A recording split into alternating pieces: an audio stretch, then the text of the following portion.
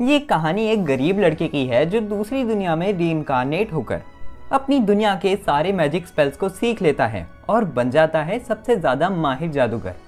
तो कहानी की शुरुआत में हम लियाम हैमिल्टन नाम के एक लड़के को देखते हैं जो कि अपनी नींद से उठता है।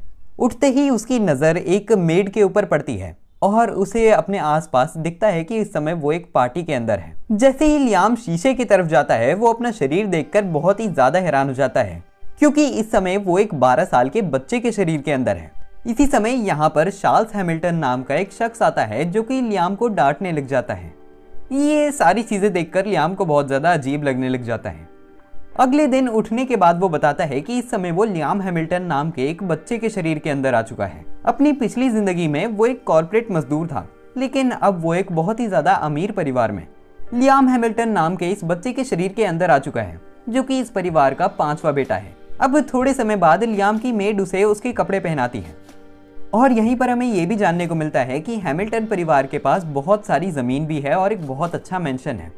इसके बाद लियाम और घर का चौथा बेटा जिसका नाम ब्रूनो हैमिल्टन है, वो दोनों अपनी ट्यूटरिंग क्लासेस को अटेंड करते हैं, जहां पर उनका होम ट्यूटर उन्हें अभी मैजिक के बारे में पढ़ाने लगता ही है कि उसी समय लियाम बहुत ही ज्यादा एक्साइटेड हो जाता है और वो कहता है कि क्या इस वर्ल्ड में मैजिक एग्जिस्ट करता है। तभी ब्रूनो कहता है कि कर तो सकते हैं, लेकिन तुम इतने हैरान क्यों हो रहे हो? 1000 लोगों में से सिर्फ एक आदमी ही नॉर्मल मैजिक का इस्तेमाल कर सकता है।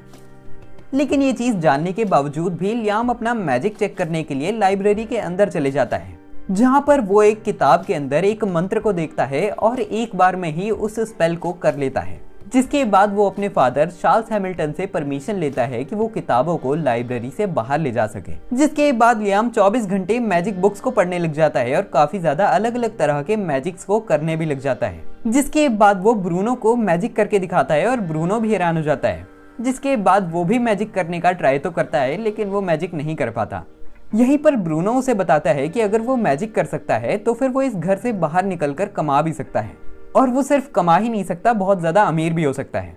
जिसके बाद अगले दिन जब लियाम लाइब्रेरी से एक मैजिक बुक लेकर जा रहा था, तभी उसके फादर लियाम के पास आ जाते हैं और वो उससे मैजिक शो करने के लिए कहते हैं।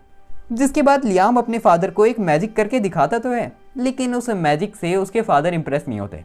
जिसके बाद लियाम एक फायर मैजिक करके दिखाता है, जो कि एक हाई लेवल मैजिक है। इस चीज को देखकर उसके फादर बहुत ही ज्यादा खुश हो जाते हैं और वो लियाम से कहते हैं कि वो जितनी चाहे उतनी बुक्स पढ़ सकता है।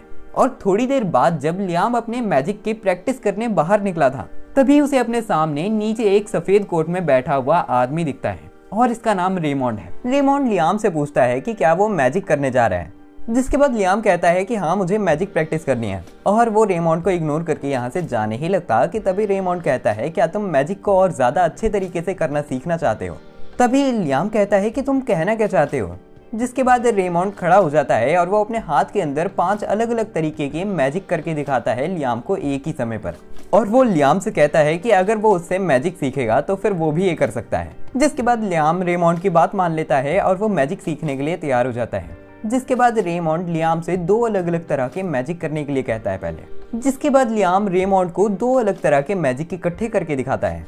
इस चीज को देखकर रेमोंड काफी ज्यादा हैरान हो जाता है और अब वो लियाम से 3 अलग तरह के मैजिक करने के लिए दिखाता है। जिसके बाद लियाम 3 अलग तरह के मैजिक इकट्ठे करने की कोशिश तो करता है और वो काफी हद तक वो कर भी लेता है, लेकिन उन मैजिक को वो शूट नहीं कर पाता। यहीं पर रेमोंड लियाम को शो करता है कि वो 13 तरह के अलग अलग मैजिक इकट्ठे शूट कर सकता है। यहीं पर वो लियाम को एक रिंग देता है और बताता है कि इस रिंग के अंदर बहुत सारे मैजिक स्पेल्स हैं, और वो लियाम को ये रिंग पहनने के लिए कहता है। जिसके बाद जैसे ही लियाम इस रिंग को पहनता है, उसके शरीर के अंदर बहुत सारे मैजिक स्पेल्स आ जाते हैं और वो एक अलग तरह का मैजिक भी कर पाता है। लेकिन जैसे ही लियाम अपने पीछे देखता है, उसे रेमोंड नहीं दिखता, और यहीं पर वो देखता है कि उसके पास में उसकी घर की मेड आ रही है जिसने एक मैजिक बुक पकड़ी हुई है। वो लियाम को ये मैजिक बुक देती है और बताती है कि उसके फादर ने ये मैजिक बुक उसे पढ़ने के लिए दी है। जैसे ही वो मेड वहां से चले जाती है, तभी हम देखते हैं कि रेमोंड भी वहां पर आ जाता है और वो लियाम से ये बुक को खोलने के लिए कहता है। जैसे ही लियाम इस बुक को खोलता है, वो इस बुक के अंदर लिखे हुए मैजिक करने के लिए कहता है। जिसके बाद लियाम इस बुक का मैजिक करता है और वो एक फायर स्पिरिट को समन कर लेता है, जो कि बिल्कुल चारमेंडर जैसा दिख रहा है। ये स्पिरिट जैसे ही समन होती है, वो लियाम की रिंग के अंदर चली जाती है और रेमोंड बताता है कि अगली बार उसे जब अपनी स्पिरिट समन करनी होगी, तब उसे कोई फालतू के स्पेल को याद करने की जरूरत नहीं होगी, उसे बस इन स्पिरिट्स को अपनी रिंग से समन करना होगा। जिसके बाद लियाम अपनी बाकी की स्पिरिट्स को भी अपने रिंग के अंदर एब्जॉर्ब कर लेता है। लेकिन अगले ही पल जैसे लियाम अपने आगे देखता है, उसे रेमंड वहां पर दिखता ही नहीं और रेमंड इस समय एक मैसेज छोड़कर गया है। लियाम हैमिल्टन, मुझे आशा है कि हम दोनों दोबारा कभी मिलेंगे और मैं चाहता हूं कि हम जब दोबारा मिले तो फिर तुम बहुत ताकतवर बन चुके हो। ये मैसेज देखकर लियाम समझ जाता है कि रेमंड उसे इतनी जल्दी तो अब दोबारा नहीं मिलने वाला। कुछ समय के बाद हम देखते हैं कि लियाम कुछ पेड़ों को काटता है और अपने स्पिरिट्स का यूज करते हुए उन पेड़ों से चारकोल बना लेता है। यहीं पर ब्रूनो लियाम के पास आता है और वो उसे उसका चारकोल देखकर बताता है कि ये काफी अच्छी क्वालिटी का है और वो इस चारकोल को बेचकर बहुत सारे पैसे कमा सकता है। यहीं पर ब्रूनो देखता है कि लियाम ने कुछ मैजिक क्रिस्टल भी बनाए हैं और वो उन्हें देखकर कहता है कि ये तो बहुत अच्छी क्वालिटी के हैं। इन मैजिक क्रिस्टल को तो वो बहुत ज़्यादा अच्छे दाम में बेच सकता है, जिसे सुनकर लियाम को काफ़ी अच्छा लगता है। और अगले दिन वो इन सारे के सारे मैजिक क्रिस्टल और कोल को बेच देता है, जिसके बाद उसे काफ़ी सारे पैसे मिल जाते हैं और लियाम अब लालची होते हुए कहता है कि वो अब बहुत सारे पैसे कमाएगा। जिसके बाद अगले दिन हम देखते हैं कि लियाम ने एक आइटम बॉक्स बना लिया है जो कि बिल्कुल डोरेमोन की पॉकेट की तरह काम करता है। इसमें जितना मर्जी उतना सामान डाल सकते हैं। वो आइटम बॉक्स के अंदर बहुत सारा अलग अलग तरह का सामान डाल देता है जिसे उसने बेचना है। यहीं पर वो एक मैजिक करता है और अपने क्लोन को समन कर लेता है और वो अपने क्लोन को अपना सारा सामान बेचने के लिए रवाना कर देता है, क्योंकि वो अपने घर वालों को ये शो नहीं करना चाहता कि उसने बिजनेस करना शुरू कर दिया है। जब शाम होती है और लियाम का क्लोन वापस आता है, हम देखते हैं कि लियाम के पास बहुत सारे पैसे आ चुके हैं और लियाम बहुत ही ज्यादा खुश हो जाता है क्योंकि उसके मन में तो सिर्फ एक ही चीज चल रही है, पैसा ही पैसा होगा। इसके बाद हम लियाम को अपने ही क्लोन के साथ मैजिक ट्रेनिंग करते हुए देखते हैं। इसी समय लियाम को अपने घर का सबसे बड़ा बेटा दिखता है, जिसे देखते ही वो अपने क्लोन को डिसअपीयर कर देता है। जिसके बाद घर का सबसे बड़ा बेटा अल्ब्रेविट हैमिल्टन लियाम के पास आता है और वो उससे पूछता है कि वो बड़े होकर क्या बनना चाहता है। ये सुनते ही लियाम अपने मन में सोचता है, पक्की बात है कि अल्ब्रेविट घर का मुखिया बनना चाहता है और ये देखकर कि मैं मैजिक का इस्तेमाल कर सकता हूँ, उसे अब शक पड़ चुका है कि मैं बनना चाहता हूँ घर का मुखिया। जिसके बाद लियाम कहता है कि वो एडवेंचरर बनना चाहता है। ये चीज़ सुनते ही अल्ब्रेविट हंसता है और वो लियाम से कहता है कि वो उसकी मुलाकात एक अच्छे एडवेंचरर गिल्ड से करवाएगा। जिसके बाद लियाम पहुंच जाता है एक एडवेंचरर गिल्ड के पास। जैसे ही वो गिल्ड के अंदर जाता है, सारे के सारे लोग लियाम को देखने लग जाते हैं और उसका मजाक उड़ाने लग जाते हैं कि एक बच्चा यहाँ पर क्या करने आया है। जिसके बाद गिल्ड मास्टर लियाम से कहता है कि उसे लियाम के बारे में अल्ब्रेविट से पहले ही पता चल गया था और वो लियाम से उसका सबसे तगड़ा स्पेल उसके ऊपर करने के लिए कहता है। जिसके बाद लियाम अपना सबसे तगड़ा मैजिक तो नहीं करता, लेकिन वो एक नॉर्मल सा मैजिक करता है जिसे देखकर सारी गिल्ड के लोग बहुत ज्यादा हैरान हो जाते हैं। जिसके बाद गिल्ड मास्टर लियाम को बताते हैं कि उसके एडवेंचरर रैंक बी रैंक है और उसे कुछ ही समय में अपना खुद का लाइसेंस भी मिल जाएगा। जिसके बाद जैसे ही लियाम गिल्ड से बाहर आता है, उसके पास आसुना नाम की एक लड़की आती है जो लियाम से कहती है कि वो उसके साथ एक पार्टी बनाना चाहती है। अपने सामने एक सुंदर लड़की को देखकर लियाम ज्यादा सोचता नहीं और एक पार्टी फॉर्म कर लेता है। जिसके बाद आसुना और लियाम हंटिंग करने के लिए जंगल में जाते हैं, जहाँ पर उन्हें एक जंगली वुल्फ दिखता है। वुल्फ देखते ही आसुना लड़ने के लिए तैयार हो जाती है, लेकिन तभी वो ऐसे बहुत सारे वुल्फ के साथ घिर जाते हैं जिनके साथ लड़ना उनके लिए काफी ज्यादा मुश्किल होने वाला था। इसी वजह से लियाम एक मैजिक का इस्तेमाल करते हुए कुछ पोकेमॉन समन करता है। जो पोकेमॉन इन सारे वुल्फ के मुंह के अंदर घुस के फूल जाते हैं और ये वुल्फ हिल नहीं पाते। जिस मौके का फायदा उठाते हुए आसुना इन सारे वुल्फ के ऊपर हमला करके इन्हें हरा देती है। और जब वो इन वुल्फ की बॉडीज को लेकर जाते हैं गिल्ड तक, तब सारे के सारे एडवेंचरर आसुना और लियाम की पावर को देखकर हैरान हो जाते हैं। और गिल्ड मास्टर आसुना और लियाम से कहता है कि अब जब तुम इतने ज्यादा ताकतवर हो, मैं तुम्हें एक मिशन देना चाहता हूँ। जिसके बाद आसुना और लियाम उसी मिशन को पूरा करने के लिए आ जाते हैं और इस मिशन में उनको एक मॉन्स्टर को मारना था। लियाम बताता है कि हर मॉन्स्टर के अंदर एक मैजिक क्रिस्टल होता है और उस मैजिक क्रिस्टल की बहुत ज्यादा वैल्यू होती है। लेकिन जब आसुना और लियाम उस मॉन्स्टर से लड़ते हैं, वो मॉन्स्टर को तो हरा नहीं पाते, लेकिन उनकी ऐसी तैसी हो जाती है।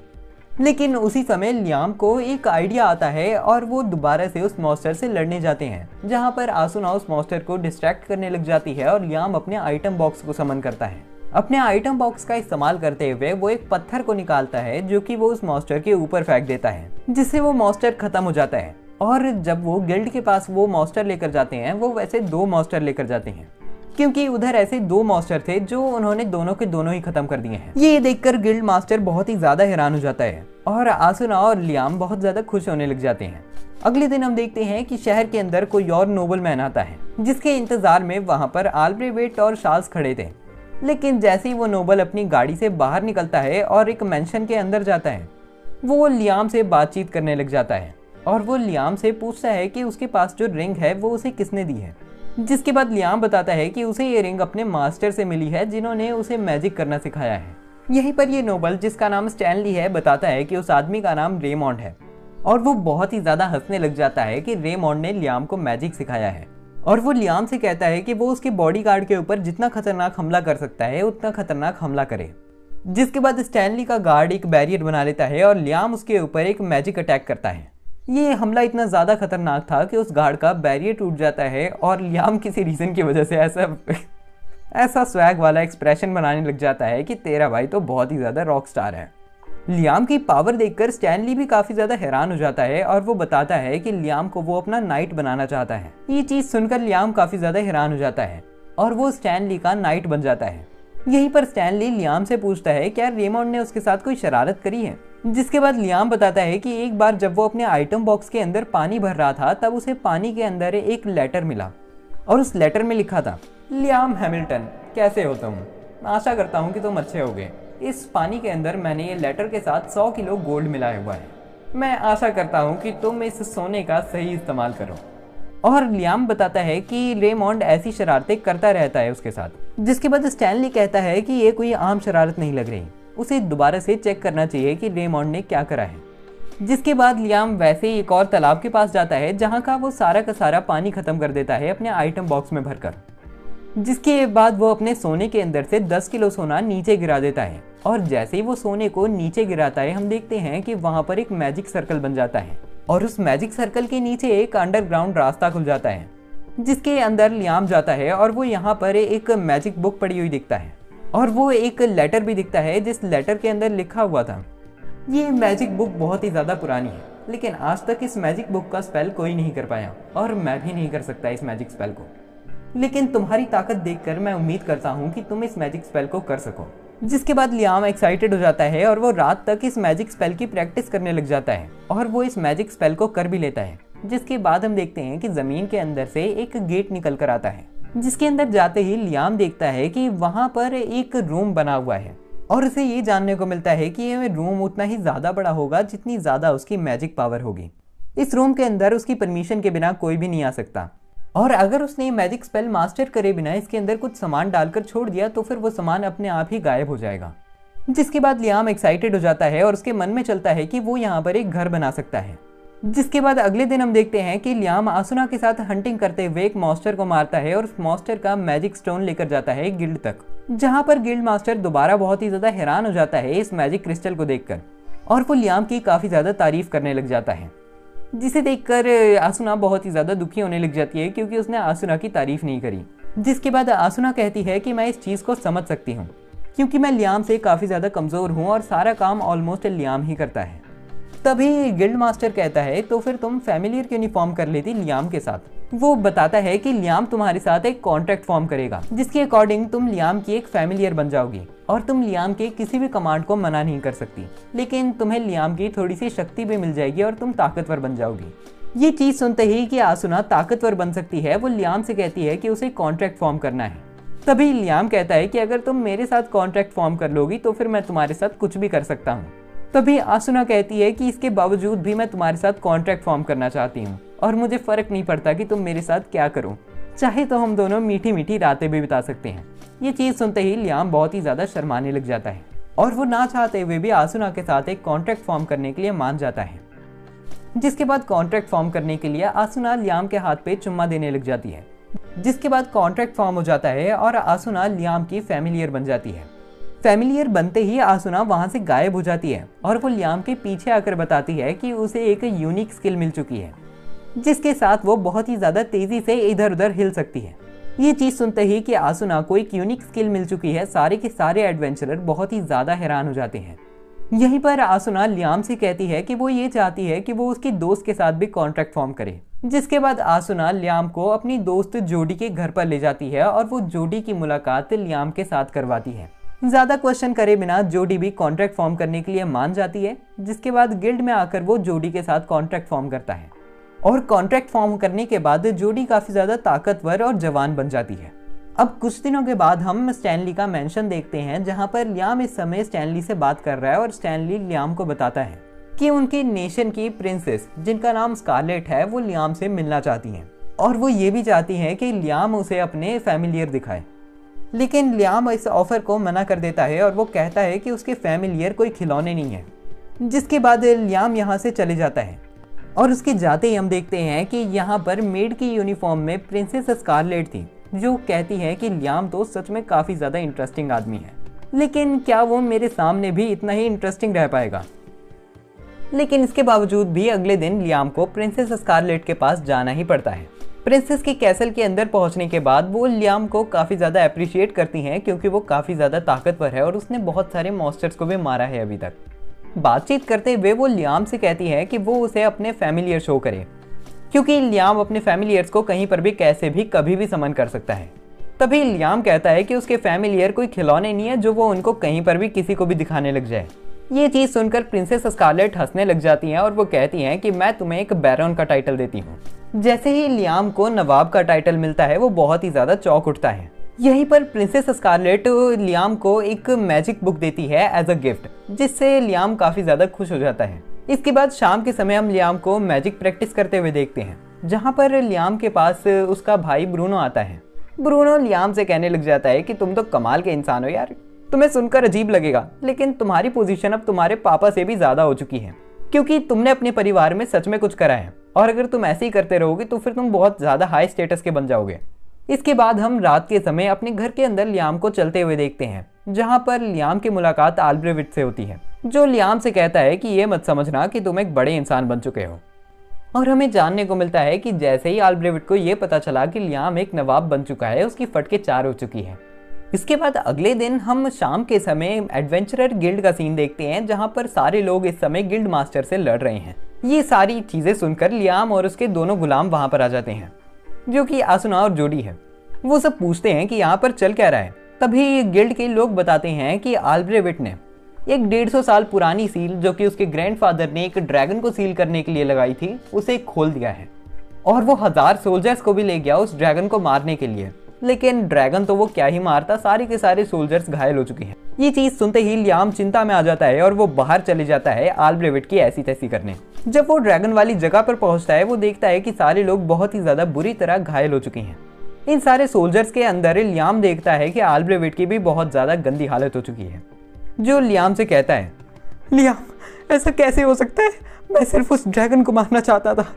और आल्ब्रेविट अभी अपनी बातों को कंटिन्यू करता है कि उसी समय गिल्ड मास्टर वहां पर आकर आल्ब्रेविट की गुद्दी पे एक डंडा मारकर उसे बेहोश कर देता है और वो बताता है कि ड्रैगन की सील आज ही खुली है, इस वजह से वो उसे दोबारा सील कर सकते हैं 7 दिनों के अंदर। ड्रैगन तो अभी हिल भी नहीं सकता, दरअसल उसके बच्चों ने ये सारी तबाही मचाई है। जिसके बाद लियाम, आसुना और जोडी चले जाते हैं ड्रैगन के बच्चों को मारने के लिए।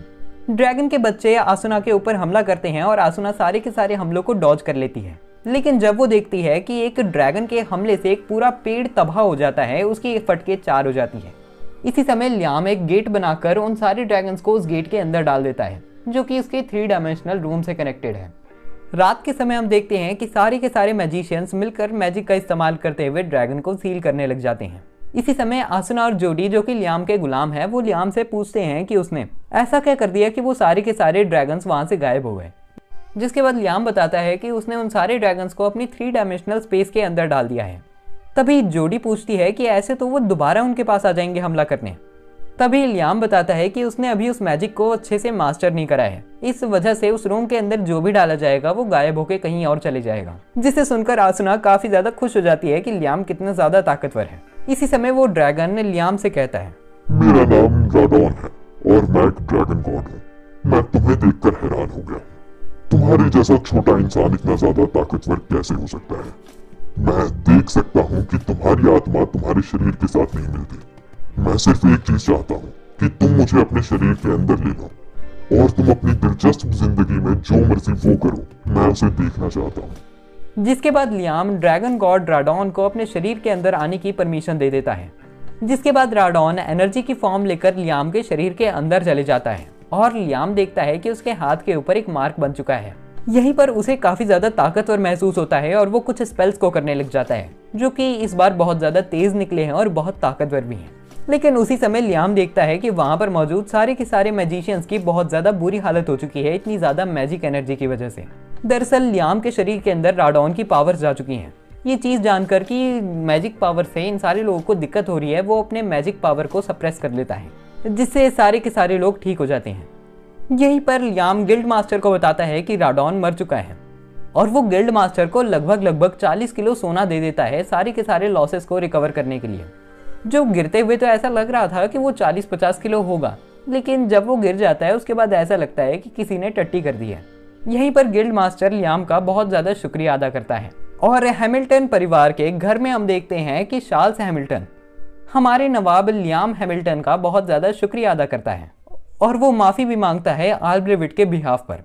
रात के समय लियाम आल्ब्रेविट से बातचीत करने के लिए उसके कमरे के बाहर जाता है। वो अंदर जाता ही कि उसे पहले ही आवाजें आने लग जाती है कि आल्ब्रेविट बहुत ही ज्यादा गुस्से में है इस समय। सिर्फ इतना ही नहीं, वो रोते हुए कहता है कि लियाम मेरे से इतना ज्यादा आगे कैसे निकल गया। जिसके बाद अगले दिन लियाम जैसे ही उठता है उसे महसूस होता है कि ड्रैगन राडॉन की पावर्स के साथ उसके अंदर बहुत सारे स्पेल्स भी आ चुके हैं। ये सारे वो स्पेल्स हैं जो कि राडॉन कर सकता है। इसके बाद लियाम बाहर निकलता है और वो एक स्पेल करता है जिससे वो राडॉन के बच्चों को समन कर लेता है। इसी समय यहाँ पर प्रिंसेस स्कारलेट आती है, जो कि इस चीज को देखकर बहुत ज्यादा हैरान हो जाती है कि लियाम ने इतना ज्यादा खतरनाक मैजिक स्पेल करा तो करा कैसे। वो लियाम से पूछने लग जाती है कि उसने ड्रैगन गॉड राडॉन को कैसे हराया। जिसके बाद लियाम सारी की सारी कहानी समझाता है प्रिंसेस स्कारलेट को और वो सच बताते हुए ये भी बता देता है कि उसके अंदर राडॉन की पावर्स हैं इस समय।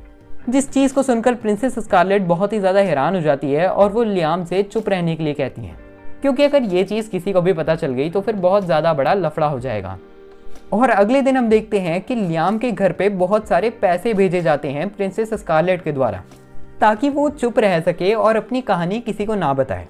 सारी की सारी मेट्स तो लियाम पे फिदा होने लग जाती हैं, क्योंकि ये पहली बार है कि उनके घर पे इतना सारा पैसा इकट्ठा आया हो। जिसके बाद हम स्टैनली के मेंशन में लियाम को देखते हैं, जहां पर स्टैनली को पता चल चुका है कि लियाम ने राडॉन की पावर्स को एब्जॉर्ब कर लिया है और वो लियाम से ही राडॉन की पावर्स को शो करने के लिए कहता है। अब लियाम जितना मर्जी छुपाने की कोशिश करता है, एंड में वो बकी देता है। जिसके बाद लियाम एक ऐसा मैजिक करके दिखाता है जो कि किसी भी ह्यूमन को करना नहीं आता, क्योंकि वो सिर्फ राडॉन ही कर सकता है। यहीं पर स्टैनली काफी ज्यादा हैरान हो जाता है और वो एक कहानी सुनाते हुए बताता है, लगभग हजारों साल पहले 3 ड्रैगन्स की एक बहुत ज्यादा खतरनाक युद्ध हुई थी, जिसमें 2 ड्रैगन्स मर गए थे और एक ही बच पाया था। उससे ड्रैगन ने एक प्रिंसेस के साथ संबंध बनाया और उसके साथ शादी कर ली, जिसके बाद वो दोनों एक हो गए। ये कहानी सुनकर लियाम सोचने लग जाता है कि वो दोनों एक हो तो हो कैसे गए। यहीं पर स्टैनली लियाम से पूछता है कि तुम्हें क्या लगता है कि वो दोनों एक कैसे बन गए। तभी लियाम कहता है कि मेरे ख्याल से उन दोनों ने सेक्स करा होगा। लेकिन तभी स्टैनली कहता है कि तुम बिल्कुल गलत हो, तुम्हारा हाल भी बिल्कुल उस प्रिंसेस की तरह है, क्योंकि राडॉन इस समय तुम्हारी बॉडी के अंदर है, जैसे वो प्रिंसेस की बॉडी के अंदर था। यहीं पर हम लियाम को शहर के अंदर चलते हुए देखते हैं, जहां पर आसुना और जोडी उसके पास आते हैं और वो उसे एक कोने में ले जाते हैं। जिसके बाद वो उसे एक शादी का लेटर दिखाते हैं, जिसमें हम देखते हैं कि लियाम के लिए एक रिश्ता आया है, वो भी एक प्रिंसेस का। जैसे ही लियाम अपने घर वापस जाता है, वो देखता है कि उसके लिए और भी ज्यादा लेटर आए हैं सिर्फ मैरिज के लिए। यानी ये बात फैल चुकी है कि लियाम में कुछ तो खास है और अब सारी लड़कियां उससे शादी करना चाहती हैं। यहीं पर ब्रूनो इधर आता है और वो बताता है कि उसकी भी शादी कुछ दिनों में होने वाली है। इसके बाद अगले दिन हम लियाम को आसुना और जोडी के साथ देखते हैं, जहां पर लियाम चलते हुए अपने एनीवेयर डोर को निकालता है और अपने 3 डायमेंशनल स्पेस के अंदर चले जाता है। लियाम आसुना और जोडी को दिखाता है कि उसने इस जगह में एक घर बना लिया है और ये घर गायब भी नहीं होगा, क्योंकि उसने इस मैजिक स्पेल को बहुत ज़्यादा अच्छे से सीख लिया है। अब जैसे ही लियाम आसुना और जोडी को घर के अंदर का एरिया दिखाता है, उन्हें बहुत ही ज़्यादा अच्छा लगने लग जाता है वो घर। लियाम बताता है कि वो ये सोच रहा था कि यहाँ पर वो तीनों सो सकते हैं, और शायद मुझे कहने की ज़रूरत नहीं कि वो सोने के अलावा यहाँ पर और क्या करना चाहते हैं। यहीं पर जोडी कहती है कि मुझे लग रहा है यहाँ पर एक प्रॉब्लम है, अगर पूरे टाइम ऐसे दिन रहेगा तो फिर हम सोएंगे कैसे। तभी लियाम कहता है कि तुम बात तो सही कह रही हो। जिसके बाद लियाम एक स्पिरिट को समन करता है और पूरे एरिया को अंधेरे से ढक देता है, लेकिन वो कुछ ज़्यादा ही अंधेरा हो जाता है। जिसके बाद वो सस्ते चारमेंडर का इस्तेमाल करते हुए फर्नेस को जला लेता है और वहाँ पर थोड़ी सी लाइट हो जाती है। यहीं पर वो अपनी डार्कनेस वाली स्पिरिट को एवॉल्व कर देता है उसके साथ कॉन्ट्रैक्ट फॉर्म करके, और वो अपने डार्कनेस वाले पोकेमॉन का इस्तेमाल करते हुए कमरे के अंधेरे को आधा कर देता है। जिसके बाद लियाम बाहर आ जाता है और आसुना और जोडी दोबारा गिल्ड चले जाते हैं। लियाम के शरीर के अंदर से राडॉन उससे कहता है, जिस जगह पर तुम्हें समय है, मैं चाहता हूँ कि तुम यहाँ पर मेरी एक मदद करो। मैंने इस जगह को सील करा हुआ है और मैं कुछ पिक्सीज को बचाता हूँ, इसीलिए मैं चाहता हूँ कि तुम इस सील तोड़कर उन पिक्सीज को बचाओ। जिसके बाद लियाम मैजिक का इस्तेमाल करते हुए सील को तोड़ देता है और वो देखता है कि यहाँ पर एक बहुत बड़ा जंगल है जिसके अंदर बहुत सारी पिक्सीज रहती हैं। पिक्सीज जैसे ही लियाम को देखती हैं वो बहुत ही ज़्यादा डर जाती हैं और इधर उधर भागने लग जाती हैं। तभी लियाम उन सब पिक्सीज से कहता है कि तुम्हें गलतफहमी हो गई है, मुझे राडॉन ने ही भेजा है तुम्हारी रक्षा करने के लिए। और वो राडॉन का एक बच्चा उन पिक्सीज को दिखाता है, जिसके बाद पिक्सीज लियाम के ऊपर भरोसा कर लेती हैं। यहीं पर लियाम बताता है कि वो उन सारी पिक्सीज के साथ एक कॉन्ट्रैक्ट फॉर्म करके उन्हें अपना फैमिलियर बनाने वाला है ताकि उन सभी पिक्सीज की पावर बढ़ सके। जिसके बाद लियाम पहली पिक्सी के साथ कॉन्ट्रैक्ट फॉर्म करता है और उसे एक एल्फ बना देता है और वो इस एल्फ का नाम रखता है रेना। यहीं पर वो बची हुई पिक्सीज को भी एल्फ में कन्वर्ट कर देता है और देखते हुए मुझे ऐसा लग रहा है कि मैं सस्ता पोकेमॉन देख रहा हूँ। यहीं पर लियाम रेना को इन सारी की सारी पिक्सीज का लीडर बना देता है। इसी समय राडॉन उसके अंदर से बोलता है, तुम्हें पता है यहाँ पर एक बहुत ही ज्यादा अच्छा फल है, इस फल को खाकर तुम्हें पता चलेगा कि वो इतना अच्छा क्यों है। जिसके बाद लियाम इधर उधर टहलकर उस फल को ढूंढने लग जाता है और उसे पेड़ के ऊपर एक अलग सा फल मिल भी जाता है। जिस फल को वो जैसे ही खाता है उसके अंदर मैजिक एनर्जी बहुत ही ज्यादा बढ़ जाती है और वो देखता है कि वो पहले से भी ज्यादा अच्छे तरीके से मैजिक कर पा रहा है। यहीं पर लियाम के पास रेना आती है जो बताती है कि उन्होंने कुछ घर बनाने शुरू करे हैं क्योंकि लियाम ने उन्हें ऑर्डर करा था कि वो घर बना के उनमें रहना शुरू करें। लेकिन तभी वो देखता है कि रेना और बाकी सारी एल्फ को घर बनाना बिल्कुल भी नहीं आता और लियाम इस चीज़ को समझ भी जाता है और उसे पता चल जाता है कि उसे एक इंजीनियर की ज़रूरत है घर बनाने के लिए। इसी समय यहाँ पर कुछ गुंडे आ जाते हैं जो कि एक लड़की जिसका नाम मीना है उसे पकड़ लेते हैं। तुम्हें बेचकर मैं बहुत पैसे कमा सकता हूँ, लेकिन अभी तो मुझे अपनी प्यास बुझानी है। इसी समय यहाँ पर लियाम आ जाता है जो कि कुछ मैजिक का इस्तेमाल करते हुए इन सारे गुंडों को ढेर कर देता है। जिसके बाद ये लड़की रोने लग जाती है और बताती है कि उसे बहुत ज़्यादा डर लग रहा था। यहीं पर लियाम अपना गेट निकालकर अपने 3 डायमेंशनल स्पेस के अंदर देखने लग जाता है क्या उसमें सारी की सारी एल्फ फिट हो सकती हैं और वो देखता है कि उसकी मैजिक एनर्जी बढ़ने की वजह से ये जगह बहुत ज़्यादा बड़ी हो चुकी है। जिसके बाद वो सारी की सारी एल्फ को 3 डायमेंशनल स्पेस के अंदर डाल देता है और उन्हें टेलीपोर्ट करके कहीं और ले आता है ताकि और गुंडे आकर उनके ऊपर हमला ना करें। बाहर आते ही सारी की सारी एल्फ कहती हैं कि वो लियाम को अपना लीडर बनाना चाहती हैं, जिस चीज़ के लिए ना चाहते हुए भी लियाम मान जाता है और वो उनका लीडर बन जाता है। यहीं पर लियाम एक और मैजिक का इस्तेमाल करते हुए उन सारी की सारी लड़कियों को किसी और जगह पर टेलीपोर्ट कर देता है क्योंकि उसे राडॉन से ये चीज़ पता चली थी कि यहाँ पर उसने एक और जगह को सील करा हुआ है और ये जगह पूरी तरह सेफ है, तो फिर वो इन सारी की सारी एल्फ को यहाँ पर रख सकता है। जिसके बाद लियाम मैजिक का इस्तेमाल करता है और सील को तोड़ देता है। सील तोड़ने के बाद सारी की सारी एल्फ बहुत ही ज़्यादा खुश हो जाती हैं क्योंकि ये जगह बहुत ही ज़्यादा हरी भरी और बहुत बढ़िया है रहने के लिए। नीचे उतरने के बाद लियाम सोचने लग जाता है कि यहाँ पर पानी की सप्लाई कैसे लाए वो। जिसके बाद वो वाटर स्पिरिट को समन करके उसे इवॉल्व कर देता है और उससे पानी की सप्लाई को ढूंढने के लिए कहता है। जिसके बाद वो वाटर स्पिरिट मैजिक का इस्तेमाल करते हुए पानी की सप्लाई को ढूंढ देती है। यहीं पर लियाम कुछ राडॉन के बच्चों को समन करता है और उन्हें कुछ मैजिक क्रिस्टल भी देता है। लियाम सारी एल्फ्स को बताता है कि वो अभी कहीं और जाने लगा है और जब तक वो गया है तब तक राडॉन के बच्चे उनकी रक्षा करेंगे। जिसके बाद हम देखते हैं कि लियाम वहां से टेलीपोर्ट होकर प्रिंसेस स्कारलेट के पास पहुंच जाता है, जहां पर वो प्रिंसेस स्कारलेट से कहता है कि उसे कोई इंजीनियर की जरूरत है जो कि घर बना सके। जिसके बाद प्रिंसेस स्कारलेट लियाम की मुलाकात करवाती है यहाँ के बहुत ही ज्यादा अच्छे इंजीनियर से जिसका नाम गोलाक है और वो कहता है कि वो बहुत ज्यादा बिजी है तो फिर वो एक बच्चे के साथ टाइम स्पेंड नहीं कर सकता। तभी लियाम गोलाक के ऊपर एक मैजिक करता है और उसका डुप्लीकेट समन कर लेता है। जिसके बाद वो प्रिंसेस स्कारलेट, गोलाक और अपने आप को वहां से टेलीपोर्ट करके उस जगह पर पहुंच जाता है जहां पर एल्व्स हैं।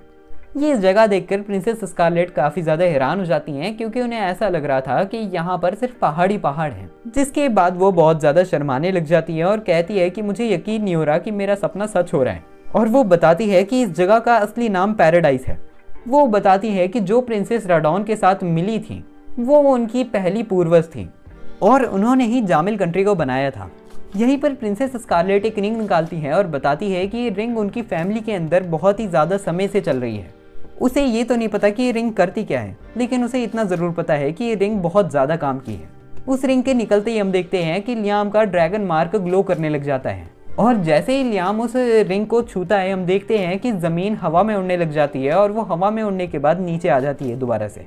और प्रिंसेस स्कारलेट लियाम के सामने अपना सिर झुका लेती है और वो बताती है कि इस जगह का नाम पैराडाइज है और वो चाहती है कि लियाम इस जगह पर एक कंट्री बनाए जो कि सच में एक पैराडाइज या फिर स्वर्ग जैसी हो।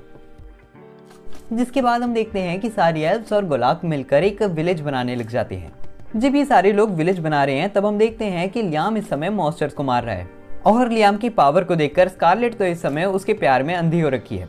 इसी समय लियाम को राडॉन की आवाज आती है जो कि कहता है, मैं तुम्हें एक जगह दिखाना चाहता हूँ जो शायद इस लड़की को बहुत पसंद है। जिसके बाद लियाम और स्कारलेट उस जगह पर जाते हैं जो कि जंगल में छुपा हुआ एक अंडरग्राउंड बेस है। वो उस अंडरग्राउंड बेस के अंदर जैसे ही जाते हैं उन्हें राडॉन जैसा ही एक ड्रैगन का स्टैचू दिखता है जो कि लियाम और स्कारलेट को देखते ही बहुत ज़्यादा गुस्से में आ जाता है और लड़ने की पोजीशन में आ जाता है। लेकिन वो लियाम और स्कारलेट के ऊपर हमला करता है कि उससे पहले राडॉन बताता है, अगर तुम इस स्टैचू पे सिर पे बने हुए एक अक्षर को मिटा दोगे तो फिर ये तुम्हारी सारी बातें मानेगा। जिसके बाद लियाम टेलीपोर्टेशन मैजिक का इस्तेमाल करता है और इस स्टैचू के ऊपर आके होली लांस से हमला करके इस स्टैचू का एक अक्षर मिटा देता है। जिसके बाद हम देखते हैं कि ये ड्रैगन स्कारलेट की सारी बातें मानने लग जाता है क्योंकि स्कारलेट के खून में ड्रैगन का ब्लड है। अब थोड़े समय के बाद जब स्कारलेट अपने मैंशन दोबारा जा चुकी है तब हम देखते हैं कि लियाम बाहर निकलता है और बाहर निकलते ही उसे अपने गांव से धुआं निकलता हुआ दिखता है बहुत ज़्यादा। और जैसे ही लियाम वहां पर पहुंचता है, ड्रीना वहां पर आकर लियाम को बताती है कि कुछ वुल्फमैन ने उनके ऊपर हमला कर दिया है। यहीं पर इधर वुल्फमैन की गैंग का लीडर आता है जो कि लियाम के ऊपर हमला करने लग जाता है। लेकिन लियाम सारे के सारे हमलों को डॉज करके वुल्फमैन के लीडर के ऊपर एक हमला करके उसे बहुत ज़्यादा घायल कर देता है और वो बताता है कि उसे तो राडॉन ने यहाँ पर रहने के लिए भेजा है तो फिर वो उन्हें तंग क्यों कर रहे हैं। और यहीं पर लियाम होली मैजिक का इस्तेमाल करते हुए राडॉन के बच्चों को समन कर लेता है जिन्हें देखते ही वुल्फमैन की लीडर की फटके चार हो जाती है। यहीं पर वो सारे वुल्फमैन देखते हैं कि सारी की सारी एल्फ्स जिनकी राडॉन रक्षा कर रहा था वो भी यहाँ पर रह रही हैं। और जैसे ही लियाम प्रपोज करता है उनको यहाँ पर रहने के लिए तो फिर वुल्फमैन का लीडर इस चीज़ के लिए मान लेता है। जिसके बाद जैसे ही लियाम उसके साथ कॉन्ट्रैक्ट फॉर्म करता है हम देखते हैं कि वुल्फमैन का लीडर वुल्फ वुमेन बन जाता है, यानी वो एक लड़की थी जो कि अभी तक लड़का लग रही थी। जिसे देखकर लियाम भी काफ़ी ज़्यादा हैरान हो जाता है और इस भेड़िया मनुष्य का नाम क्रिस है। जिसके बाद लियाम सारे के सारे वुल्फमैन के साथ कॉन्ट्रैक्ट फॉर्म कर लेता है और उन्हें अपना फैमिलियर बना के उनसे मजदूरी करवाने लग जाता है और सारे लोग गुलामों की तरह काफी ज्यादा जोरों शोरों से काम पे लगे हुए हैं। इसी समय लियाम को जंगल के बीच में से कुछ आवाजें आती हैं और वो देखता है कि जंगल के बीच में कुछ सोल्जर्स आ चुके हैं किस्ता दौर से, जो कि एक कंट्री है। लियाम उन सभी सोल्जर से अभी वापस जाने के लिए कहता है और वो कहता है कि अगर वो वापस नहीं जाएंगे तो फिर उसका अंजाम बहुत ही बुरा होने वाला है। लेकिन ये सोल्जर्स लियाम की बात नहीं मानते और वो कहते हैं कि तेरे जैसा बच्चा हमारा क्या ही बिगाड़ लेगा। तभी लियाम सारे के सारे किस्ता दौर के सोल्जर्स के ऊपर हमला करके उनको ढेर कर देता है। जिसके बाद लियाम कहता है कि अगर वो यहाँ पर अपनी पूरी कंट्री भी लेकर आ जाएंगे हमला करने के लिए तो फिर भी वो हारने ही वाले हैं। अब जैसे ही लियाम टेलीपोर्टेशन मैजिक का इस्तेमाल करते हुए विलेज वापस आता है, रीना उसे बताती है कि कुछ पिक्सीज यहाँ पर और आ गई हैं जो कि चाहती हैं कि वो भी यहाँ पर रहें। लियाम भी उन सारी पिक्सीज को यहाँ पर रहने के लिए परमिशन तो दे देता है, लेकिन वो सोच में पड़ जाता है कि वो उनके नाम क्या रखेगा। जिसके बाद लियाम उन सारी पिक्सीज के साथ कॉन्ट्रैक्ट फॉर्म करके उन्हें एल्फ बनाते हुए उनके अजीब अजीब नाम रखने लग जाता है, जैसे केला, सेब, पपीता। अब गांव बनने का प्रोसेस भी उसके मजदूरों से बहुत ज़्यादा आराम से चल रहा है। राडॉन का स्टैचू भी काफ़ी ज़्यादा आराम से चिल मार रहा है। लेकिन लियाम इस समय बहुत ज़्यादा टेंशन में है क्योंकि उसे पता चल गया है कि किस्ता दौर के सोल्जर्स यहाँ पर आए थे। स्कारलेट बताती है कि उसकी कंट्री बिल्कुल किस्ता दौर और जामिल कंट्री के पास में है, जिस वजह से किस्ता दौर और जामिल के लोग उसके ऊपर हमला करके ये जमीन हथियाने की कोशिश करेंगे। इसी वजह से उन्हें ये शो करना पड़ेगा कि अगर उन्होंने इस कंट्री के साथ पंगा लेने की कोशिश करी तो फिर उनकी ऐसी तैसी हो जाएगी। अगले दिन हम देखते हैं कि एल्बर्ट नाम का एक आदमी यहाँ पर आता है जो कि जामिल कंट्री का रिप्रेजेंटेटिव है और वो लियाम से कहता है कि वो ये चाहता है कि प्रिंसेस स्कारलेट लियाम के साथ शादी करे। ये चीज़ सुनते ही लियाम स्कारलेट के साथ टेलीपैथी करता है और उससे पूछता है, स्कारलेट मुझे एक चीज़ बताओ, क्या तुम इस डिसीजन के साथ सहमत हो? जिसके बाद प्रिंसेस स्कारलेट कहती है, मुझे इस चीज़ में कोई खराबी नहीं दिख रही, लेकिन मैं तुम्हें कहती हूँ कि तुम आधे साल तक का समय मांगो शादी के लिए। जिसके बाद लियाम इस प्रपोजल को एक्सेप्ट तो कर लेता है, लेकिन वो कहता है कि उसे 1 साल का समय चाहिए प्रिंसेस स्कारलेट से शादी करने के लिए। एल्बर्ट इस चीज़ को मान लेता है और वो अपने गार्ड्स के साथ यहाँ से चले जाता है। थोड़ी देर के बाद हम देखते हैं कि जब प्रिंसेस स्कारलेट अपने मेंशन जा चुकी थी तब लियाम उसके मेंशन आता है जहाँ पर स्कारलेट लियाम का वेलकम करती है और वो अब चाय पीने के लिए घर के अंदर जाने लगते हैं। वो मैंशन के अंदर कदम रखते ही कि तभी लियाम कहता है कि मुझे इस मैंशन के अंदर से काफ़ी अजीब तरह की मैजिकल एनर्जी महसूस हो रही है। जैसे ही वो अंदर जाते हैं उन्हें राडॉन के बच्चे का एक स्टैचू दिखता है और राडॉन लियाम से कहता है, ये देखकर यादें ताजा हो रही है। ये स्टैचू मैंने बनाया था। दरअसल ये एक स्टैचू नहीं बल्कि बैटल आर्मर है। तुम इसे प्रिंसेस स्कारलेट के ऊपर पहनवा सकते हो। स्कारलेट बताती है कि ये स्टैचू यहाँ पर 200-300 सालों से है, लेकिन उन्हें ये नहीं पता कि इस स्टैचू का यूज है तो है क्या। जिसके बाद लियाम आगे बढ़ता है और स्टैचू के ऊपर एक मैजिक करता है, जिससे वो स्टैचू स्कारलेट के ऊपर चढ़ जाता है और स्कारलेट भी होली मैजिक कर पाती है। लेकिन ये स्टैचू स्कारलेट को बहुत ही ज्यादा बुरी तरह थका देता है, जिसके बाद ये स्टैचू निकल कर अपनी नॉर्मल फॉर्म में आ जाता है। यहीं पर राडॉन कहता है, मुझे पता था कि ये लड़की इस स्टैचू का अच्छे से इस्तेमाल नहीं कर पाएगी। तुम ऐसी लड़की के लिए एक छोटा स्टैचू बना सकते हो। जिसके बाद राडॉन बैटल आर्मर बनाने की रेसिपी बताता है और लियाम स्कारलेट से कुछ मिथ्रिल, जो कि एक तरह का धातु या मैं कहूँ मेटल है, वो अरेंज करने के लिए कहता है स्कारलेट से। मिथ्रिल की अरेंजमेंट होने के बाद लियाम अपने स्पिरिट्स का इस्तेमाल करते हुए एक छोटा स्टैचू बनाता है जो कि एक बैटल आर्मर है। बाहर आने के बाद लियाम उस बैटल आर्मर को पहनने के लिए कहता है स्कारलेट से, और जैसे ही स्कारलेट उस बैटल आर्मर को पहनती है, इस बार उसे बहुत ज्यादा थकावट नहीं होती और वो इस समय होली मैजिक का भी ज्यादा अच्छे से इस्तेमाल कर पाती है। तभी राडॉन लियाम को बताता है कि जो उस जगह पर तुमने स्टैचू के साथ लड़ाई करी थी वो भी एक बैटल आर्मर है। जिसके बाद लियाम और स्कारलेट उस स्टैचू के पास जाते हैं और लियाम उसके ऊपर थोड़ा सा खून गिराता है, जिससे एक कॉन्ट्रैक्ट फॉर्म हो जाता है और वो स्टैचू एक बैटल आर्मर बनने के बाद लियाम के शरीर के ऊपर चढ़ जाता है। जिसके बाद लियाम को बहुत ज़्यादा एनर्जी महसूस होती है और वो बहुत सारे मैजिक कर पाता है। लेकिन वो उस आर्मर को थोड़ी सी देर ही इस्तेमाल करने के बाद बहुत ज़्यादा बुरी तरह थक जाता है और उसका सारा मैजिक खत्म हो जाता है। और राडॉन लियाम को बताता है, बहुत शानदार। क्या तुम्हें पता है कि तुम ऐसे तीसरे इंसान हो जो कि इस आर्मर को पहनने के बाद पहली बार में मर नहीं गया। अगर तुम इस आर्मर को अच्छे से मास्टर कर लो तो फिर तुम इस पूरी दुनिया के ऊपर राज कर सकते हो। इसके बाद जब लियाम दोबारा अपने विलेज आता है, वो देखता है कि सारे मजदूर अच्छे से काम कर रहे हैं। इसी समय उसकी एक गुलाम आती है जिसका नाम रेना है और वो लियाम को बताती है कि उनके विलेज के पास कुछ हाई ओर्क आ चुके हैं जो कि बहुत ज़्यादा खतरनाक है और विलेज को हानि भी पहुंचा सकते हैं। ये चीज़ सुनकर लियाम काफ़ी ज़्यादा चिंता में आ जाता है और वो हाई ओर्क को मारने के लिए चले जाता है। और वो देखता है कि जिस जगह पर हाई ओर्क रहते हैं वहाँ पर बहुत सारा आयरन भी है। इसी समय हम देखते हैं कि यहाँ पर सारे हाई ओर्क और उनका लीडर आ जाता है। लियाम हाई ओर्क से कहता है, मैं चाहता हूँ कि आप सब लोग हमारे विलेज में आकर रहें। इस समय उधर सारे के सारे वुल्फ मैन और पिक्सीज भी रह रहे हैं। लेकिन तभी इस मोटी बुद्धि को कुछ समझ नहीं आता और वो लियाम के ऊपर हमला करना शुरू कर देता है। जिन सारे हमलों से लियाम बचने लग जाता है, लेकिन तभी वो एक गड्ढे में आकर फंस जाता है। अब ये मोटी बुद्धि जो कि हाई ओर्क का लीडर है बहुत ज्यादा गुस्से में आ जाता है और लियाम के ऊपर हमला करने ही लगता कि उसी समय सारे के सारे हाई ओर्क चमचे बहुत ही ज्यादा डरे हुए हैं। और जैसे ही हाई ओर्क का लीडर लियाम के ऊपर हमला करता है, वो देखता है कि लियाम को कुछ भी नहीं हुआ क्योंकि उसने आर्मर पहन लिया था। यहीं पर वो हाई ओर्क बहुत ही ज्यादा गुस्से में आ जाता है और वो लियाम से कहता है कि इस बार तो वो उसे खत्म कर ही देगा। लेकिन तभी वो देखता है कि उसके सारे के सारे चमचे बहुत ही ज्यादा डरे हुए हैं। जिसके बाद लियाम बताता है कि वो अपने चमचों के ऊपर हमला करने वाला था जब वो लियाम के ऊपर हमला कर रहा था। वो हाई ओर्क का लीडर जब लियाम के ऊपर हमला करने वाला था तब लियाम अपने बहुत सारे क्लोन्स बनाता है और उन सारे के सारे हाई ओर्क को बचा लेता है। ये चीज देखकर हाई ओर्क के लीडर को लियाम के ऊपर ट्रस्ट हो जाता है और लियाम हाई ओर्क के लीडर और सारे के सारे हाई ओर्क को बताता है कि उनके विलेज के अंदर अलग अलग तरह के लोग रहते हैं और उन्होंने एक नई कंट्री बनानी है उधर। जिसके बाद हाई ओर्क कहता है कि वो उनकी कंट्री में आकर रह तो लेगा, लेकिन उसे पहले ये देखना है कि उनकी कंट्री है कैसी। जिसके बाद लियाम सारे के सारे ओर्क को गांव के अंदर ले आता है जहां पर सारे के सारे ओर्क बहुत ही ज्यादा हैरान हो जाते हैं क्योंकि इधर बहुत सारे लोग रहते हैं जो कि उनके दोस्त थे। यहीं पर क्रिस हाई ओर्क के लीडर को देखती है और उसके ऊपर लात मार के उसे नीचे गिरा देती है और वो कहती है कि तुम इतने ज्यादा कमजोर कैसे हो गए। वो लियाम को बताती है कि जंगल में वो दोनों अक्सर लड़ा करते थे और वो दोनों काफी अच्छे दोस्त भी थे। तभी लियाम क्रिस और हाई ओर्क को समझाता है कि हाई ओर्क असल में कमजोर नहीं हुआ बल्कि क्रिस ताकतवर हो चुकी है क्योंकि उसने कॉन्ट्रैक्ट फॉर्म करा था लियाम के साथ और अब वो उसकी गुलाम बन चुकी है। ये चीज सुनकर हाई ओर्क का लीडर भी कहता है कि हमें भी अपना गुलाम बना लो। जिसके बाद लियाम उन सब के ऊपर भी मैजिक करता है और उन्हें इवॉल्व कर देता है, उन्हें अपना गुलाम बनाकर।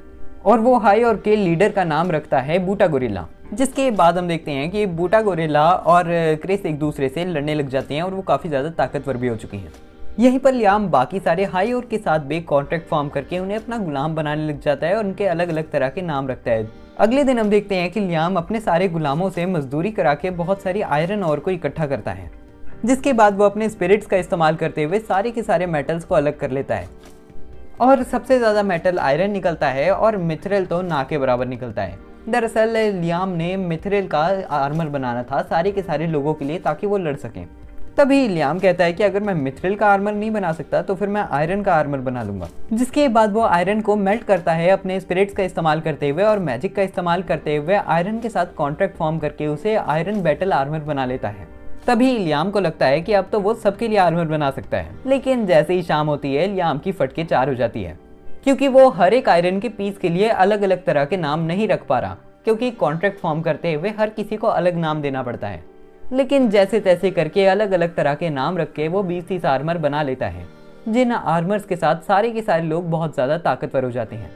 इसी समय हम देखते हैं कि उनके गाँव के अंदर कुछ गुंडे आ जाते हैं जो कि अभी आकर हमला करने ही लगते कि उसी समय रहना एक मीना नाम की लड़की से इन सारे गुंडों से लड़ने के लिए उसे आगे भेज देती है और मीना अकेले ही इन सारे गुंडों की धजिया उड़ा के रख देती है, जिसे देखकर लियाम को काफी ज्यादा अच्छा लगता है और इस हादसे के बाद सारे के सारे गुंडे वहां से भाग जाते हैं। यहीं पर इसके बाद हम देखते हैं कि लियाम अपने 3 डायमेंशनल स्पेस में आता है और वो बहुत सारी वाटर स्पिरिट को समन करके उनसे आइटम बॉक्स में पानी डालने के लिए कहता है जनरेट कर। यहीं पर लियाम देखता है कि एक स्पिरिट काम नहीं कर रही और वो स्पिरिट लियाम से कहती है, मास्टर क्या आपको याद है कि मैं पहली वो वाली वाटर स्पिरिट हूँ जिसे आपने इवॉल्व करा था। अब मैं थोड़ी सी और इवॉल्व या ताकतवर हो जाऊं तो फिर मैं चीज़ों के अंदर जाके भी रह सकती हूँ। और लियाम पूछता है क्या वो चीज़ों के अंदर जाकर चीज़ों को ताकतवर बना सकती है, जिसके बाद वो बताती है कि स्पिरिट्स का बहुत सारे वेपन्स के अंदर भी इस्तेमाल होता है। जिसके बाद लियाम को थोड़े से प्रॉफिट्स दिखते हैं और वो उस स्पिरिट को इवॉल्व कर देता है, जिसके बाद वो एक नॉर्मल आर्मर बनाता है जिसके अंदर वो इस स्पिरिट को डाल देता है। और ऐसे ही हम देखते हैं कि वो बहुत सारे आर्मर्स बना लेता है स्पिरिट्स का यूज़ करते हुए और ये सारे आर्मर्स वो क्रिस, रेना और बूटा गोरिल्ला को पहना देता है, जिसके बाद ये सभी के सभी बहुत ज़्यादा ताकतवर हो जाते हैं। और लियाम ये देखकर काफ़ी ज़्यादा खुश हो जाता है कि उसके गुलाम अब ताकतवर हो चुके हैं और अब वो जंग में भी लड़ सकते हैं। अब दोबारा से लियाम जब एडवेंचरर गिल्ड जाता है उसके ऊपर आसन और जोडी बहुत ज़्यादा गुस्से होते हैं, क्योंकि लियाम उनके साथ नहीं था इतने ज़्यादा टाइम से। यहीं पर आसुना लियाम से पैसे निकालने के लिए कहती है और लियाम सोच में पड़ जाता है कौन से पैसे। तभी जोडी बताती है कि लियाम को जब प्रिंसेस स्कारलेट से अपना मुंह चुप करने के लिए पैसे मिले थे तब थोड़े पैसे उसने आसुना और जोडी को दिए थे, लेकिन आसुना और जोडी ने उन पैसों को अपने पास नहीं रखा था, जिस वजह से लियाम के पास अभी भी वो पैसे पड़े होंगे। जिसके बाद लियाम, आसुना और जोडी खाना खाने के लिए बैठ जाते हैं और आसुना लियाम से पूछती है कि वो इतने समय से कर क्या रहा था। जिसके बाद लियाम बताता है कि उसने अपनी खुद की एक कंट्री बना ली है। ये सुनते ही आसुना और जोडी बहुत ज़्यादा एक्साइटेड हो जाते हैं और वो कहते हैं कि उन्हें भी लियाम की कंट्री में जाना है। यहीं पर लियाम बताता है कि उसने एक नई तरह का मैजिक सीखा है, जिसके बाद वो उस मैजिक से एक सैंड बॉक्स बनाता है। इसी समय हम देखते हैं कि यहाँ पर एक वेट्रेस खाना लेकर आती है और लियाम थोड़ा सा खाना निकाल कर उस सैंड बॉक्स के अंदर डालता है और जब वो खाना निकालता है खाना बुरी तरीके से सड़ चुका था और आसुना और जोडी ये देखकर काफी ज्यादा हैरान हो जाते हैं। लियाम बताता है कि इस बॉक्स के अंदर टाइम बहुत ही ज्यादा तेज चलता है, इस वजह से इसके अंदर डालकर हर चीज सड़ जाती है। तभी लियाम आसुना से कहती है कि अगर इसमें टाइम तेज चलता है तो फिर तो हम इसमें वाइन भी बना सकते हैं फ्रेश। जिसके बाद लियाम थोड़ी सी मेहनत करता है और थोड़े से ग्रेप जूस का अरेंजमेंट करता है और जैसे ही वो वाइन को उस सैंड बॉक्स के अंदर डाल के थोड़े समय बाद निकालते हैं तो फिर वो देखते हैं कि सच में ग्रेप जूस की वाइन बन चुकी है। इसके बाद हम देखते हैं कि वो ग्रेप जूस से बहुत सारी वाइन बना लेते हैं जो कि अलग अलग समय के लिए सैंड बॉक्स के अंदर डाली हुई थी। यहीं पर जोडी वाइन को पीने लग जाती है और लियाम उसे बहुत ज़्यादा नशीली आंखों से देखने लग जाता है, क्योंकि वो भी वाइन पीना चाहता है लेकिन वो अंडर एज है। लेकिन ये चीज़ देखकर कि वो जोडी को किन आंखों से देख रहा है, आसुना उसे लात मार के दूर फेंक देती है। और वाइन पीने के बाद जोडी बताती है कि जिस वाइन को सबसे ज़्यादा समय के लिए रखा गया है उसका फ्लेवर सबसे बेस्ट है। इसके बाद वो सारे लोग लियाम के गांव में जाते हैं जहां पर आसुना और जोडी सारे के सारे लोगों से मिलते हैं। इसके बाद रात के समय वो सारे लोग पार्टी करते हैं और पेट भर के खाना खाते हैं। जिसके बाद अगले दिन हम देखते हैं कि वो सारे लोग एक बहुत ही ज्यादा अलग तरह के फ्रूट को हार्वेस्ट करने लग जाते हैं। तभी लियाम को किसी के चीखने की आवाज सुनाई देती है तो फिर वो भागते हुए उस इंसान की तरफ जाता है और वो देखता है कि एक ऑर्क को एक ज़ॉम्बी जैसे बीइंग ने काट लिया है। लियाम उस ज़ॉम्बी के ऊपर हमला करके उसे दूर फेंक देता है, लेकिन अब देरी हो चुकी थी और ये ऑर्क हम देखते हैं कि एक और ज़ॉम्बी बन जाता है। अब ये ऑर्क बूटा गोरिल्ला को काटने ही वाला था कि उसी समय हम देखते हैं कि लियाम अपने मैजिक का इस्तेमाल करते हुए उसको ठीक कर देता है, जिसके बाद जोडी बताती है कि अब ये आदमी बिल्कुल भी ज़ॉम्बी नहीं है। तभी जोडी बताती है कि मेरे ख्याल से ये एक वैम्पायर है। हजारों सालों में एक बार एक वैम्पायर के राजा का जन्म होता है, जिसमें इतनी पावर होती है कि वो किसी को भी वैम्पायर में कन्वर्ट करके उनको कंट्रोल कर सके। और मेरे ख्याल से अब वो वैम्पायर का राजा जाग चुका है। जिसके बाद लियाम ऑर्डर दे देता है कि आसपास जितने भी लोग रहते हैं उनको बता दिया जाए कि वैम्पायर्स आ चुके हैं और वो इवैक्यूएट कर लें। लेकिन ऐसा तो बिल्कुल भी नहीं होता। एक वुल्फमैन लियाम के पास आकर उसे बताता है कि किसी भी आदमी ने उसकी बात नहीं सुनी, इस वजह से वो सारे लोग अभी वैम्पायर बन चुके हैं। ये चीज सुनकर लियाम अपनी आर्मी से कहता है कि वो सारे लोग अभी के अभी वैम्पायर्स को मारने के लिए जा रहे हैं। जिसके बाद वो सारे लोग उस जगह पर पहुंच जाते हैं जहां पे वैम्पायर्स हैं और अपनी अपनी पावर्स का इस्तेमाल करते हुए वो सारे लोग वैम्पायर से लड़ना शुरू कर देते हैं।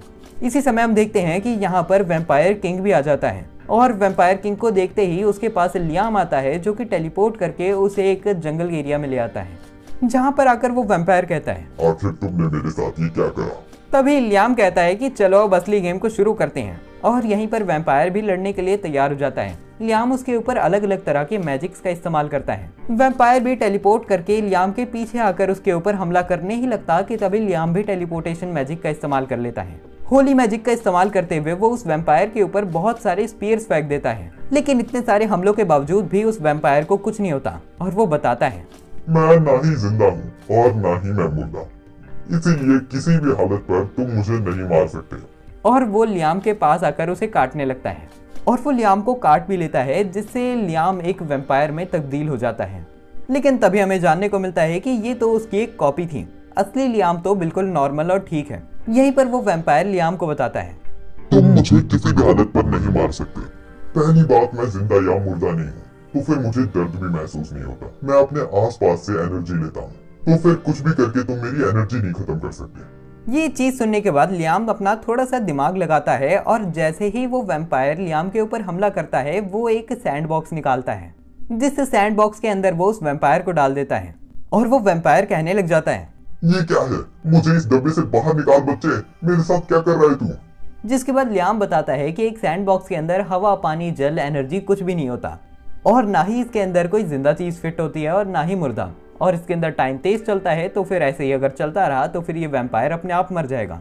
जैसे ही रात होती है, लियाम देखता है कि ये वैम्पायर ऑलमोस्ट खत्म हो चुका है और वो खुश होने लग जाता है कि उसने इतने ज्यादा खतरनाक दुश्मन को हरा लिया। इसके बाद हम उस एरिया को देखते हैं जहां पर लियाम की आर्मी है और वो सारे वैम्पायर्स भी है जो दोबारा इंसान बन चुके हैं, या शायद इंसान नहीं तो वो जीव बन चुके हैं जो वो पहले थे।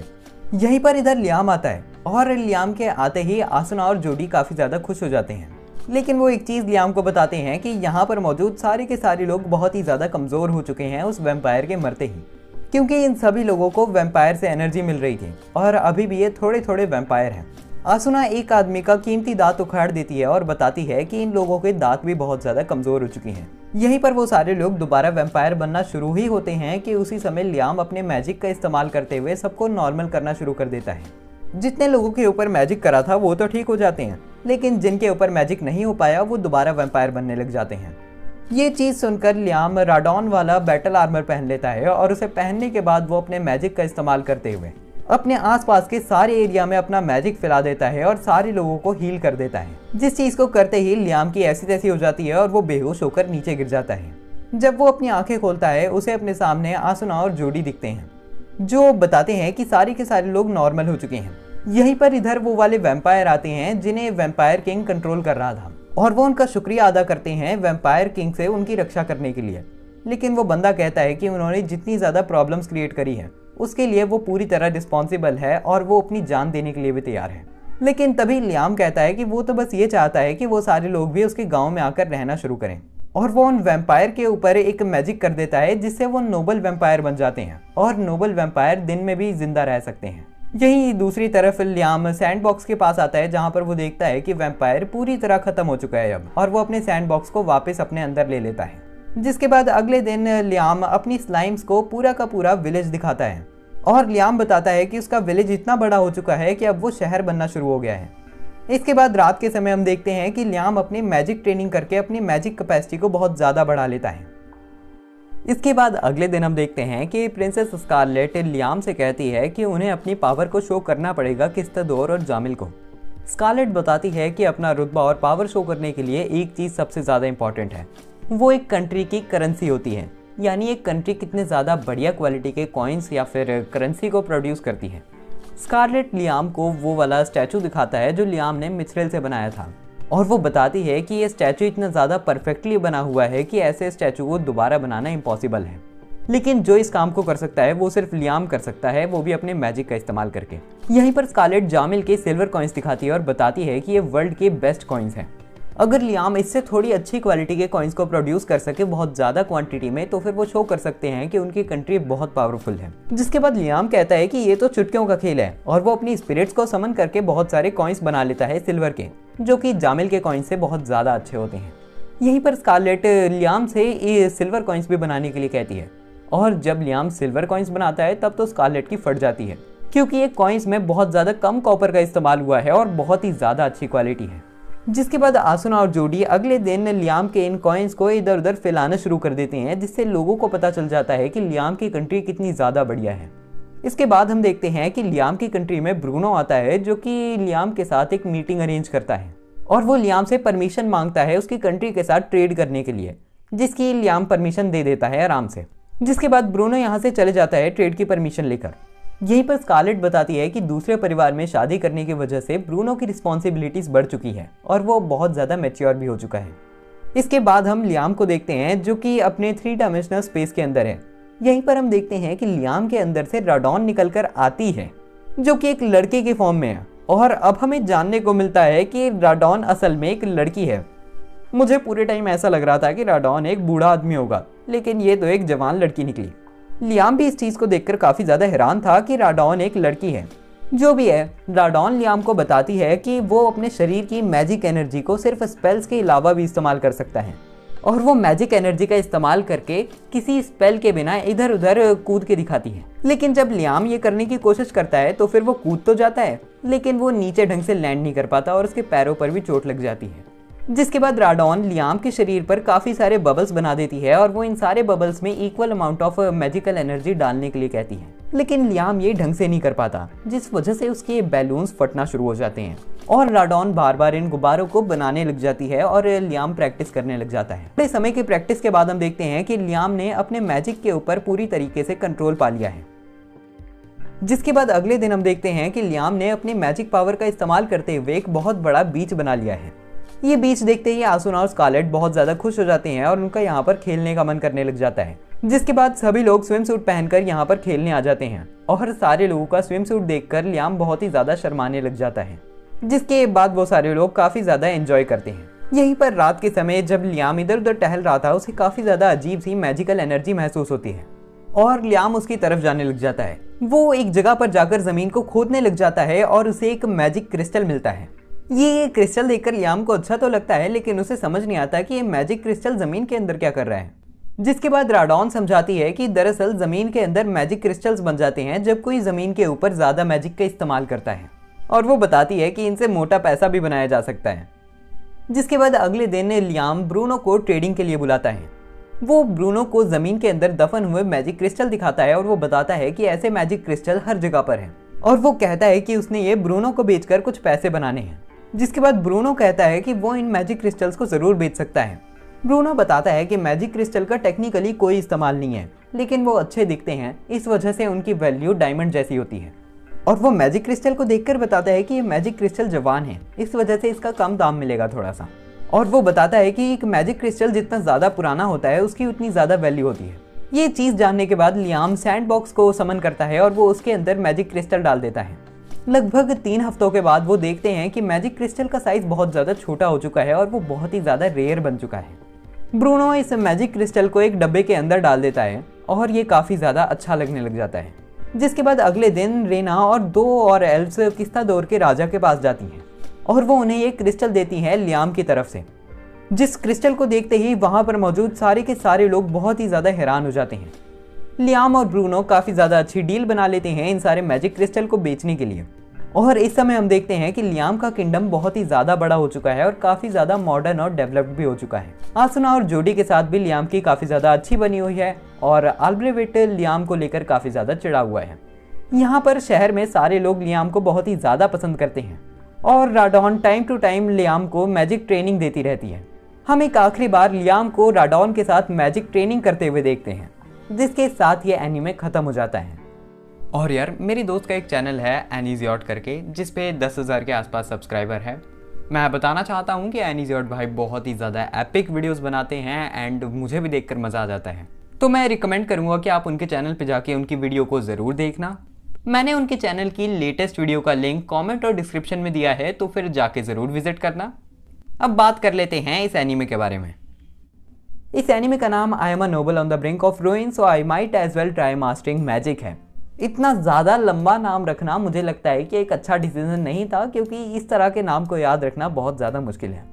जो भी है, ज़रा सी बात कर लेते हैं इस एनीमे के बारे में और इसे एक रिव्यू देते हैं, जिसके बाद मैं ऑब्वियसली लाइक्स और सब्सक्राइबर्स की भीख मांगने वाला हूँ। अब एनीमे देख लिया है तो फिर एक जजमेंट बना के रेटिंग तो दे ही सकते हो। मैं चाहता हूँ कि आप 10 में से इस एनीमे को पहले अपनी रेटिंग दे दो, जिसके बाद मैं अपना रिव्यू देने वाला हूँ।